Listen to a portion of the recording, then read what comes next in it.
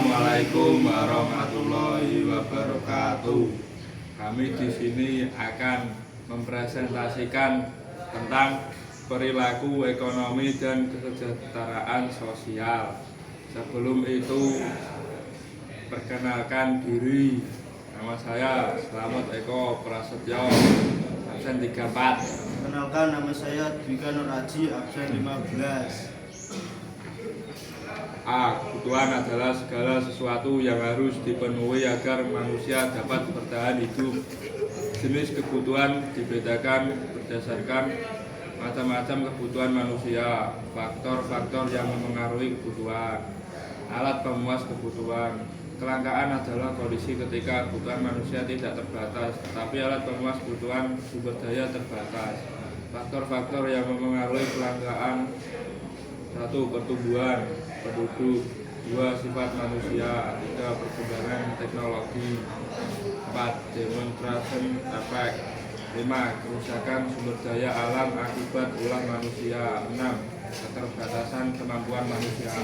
Tindakan ekonomi adalah segala tindakan yang dilakukan manusia untuk memenuhi kebutuhan hidupnya.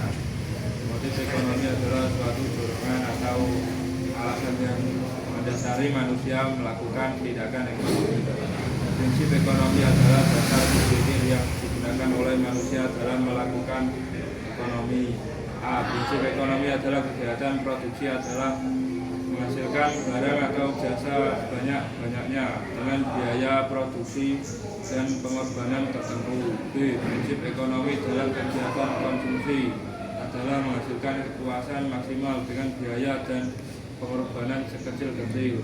Prinsip ekonomi dalam kegiatan distribusi adalah menyampaikan barang dan jasa kepada konsumen. Kegiatan ekonomi. Kegiatan ekonomi adalah segala aktivitas yang dilakukan manusia untuk memenuhi kebutuhan hidupnya, baik berupa barang maupun jasa. Meliputi 1. Produksi, 2. Distribusi, 3. Konsumsi. Pelaku ekonomi. Pelaku ekonomi adalah pihak-pihak yang terlibat dalam kegiatan ekonomi. Pelaku ekonomi tersebut dikelompokkan menjadi rumah tangga, produsen atau perusahaan, RTP, dan pemerintah. Meliputi 1. Rumah tangga keluarga, RTH, 2. Rumah tangga produsen atau RTP, 3. Rumah tangga negara atau pemerintah. Permintaan adalah sejumlah barang atau jasa yang diminta masyarakat pada tingkat harga dan jangka waktu tertentu.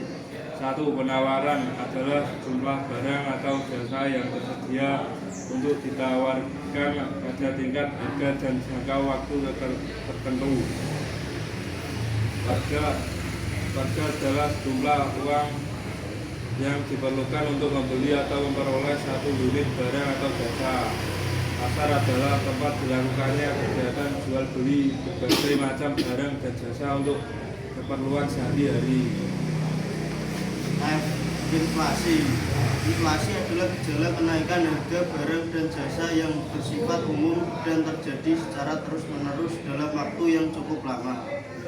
Inflasi timbul karena adanya tekanan dari sisi permintaan dan sisi penawaran.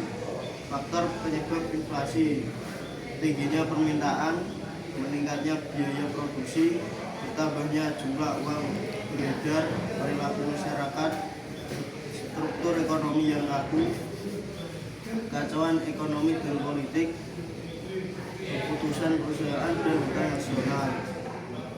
Lembaga keuangan.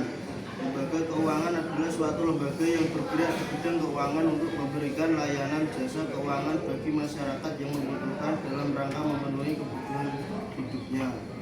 Lembaga keuangan bank, bank sentral, bank umum, bank perkreditan rakyat atau BPR. Lembaga keuangan non-bank, pasar uang, pasar modal, koperasi simpan pinjam, perusahaan pegadaian, perusahaan sewa guna, perusahaan asuransi, dan perusahaan dana pensiun. Uang. Uang adalah suatu benda yang berfungsi mengukur nilai, menukar, dan melakukan transaksi jual beli. Fungsi asli uang: sebagai alat tukar, sebagai satuan hitung, sebagai alat penyimpan nilai. Fungsi turunan uang: sebagai alat pembayaran, sebagai alat penimbun kekayaan, sebagai alat pemindai kekayaan. I. Pengelolaan uang. Pengelolaan keuangan meliputi kegiatan perencanaan, pemeriksaan, penggunaan, pengendalian, penyimpanan, serta pengevaluasian kinerja keuangan untuk mencapai tujuan tertentu. A. Pengelolaan keuangan keluarga.